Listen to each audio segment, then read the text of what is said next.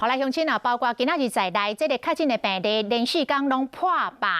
民众嘛配合着政策，尽量拢无要出门，所以这个外送的生意是强强滚。也毋过这一两天，这个外送员的群组内底，讲出现这款的对话。有一个外送员讲，伊有甲确诊者的家属来接触，伊家己伫个5月初10到5月12这段时间，佫继续外送到树林。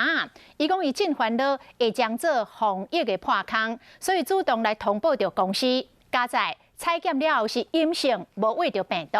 也毋过这嘛当来看出着外送员传播病毒的可能的风险。台湾确诊的病例一直增加，真侪人尽量莫出门，嘛有愈来愈侪外送的服务。毋过，伫外送员的群组出现安尼的对话，有一位外送员讲，家己厝内人有4个确诊，因为烦恼，所以回报互公司。这位外送员厝内人敢若是伫5月初9伫板桥一间餐厅食物件画着，外送员有和厝内人接触。毋过5月初10到5月12，伊有伫树林区外送，烦恼安尼画着，好佳在经过体检，确定无感染。甲餐送互民众是真侪外送员，逐工拢有的动作。毋过安尼接触确实有真悬的风险。毋那民众紧张，外送员嘛真惊。有伙伴送过居家检疫的人，他甚至还付现金给我们。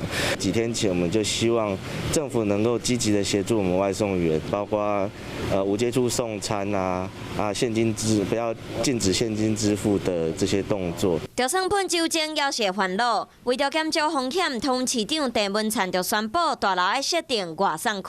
都发局已经有发函到5000家我们的社区管委会，那请管委会在1楼大厅设置外送区。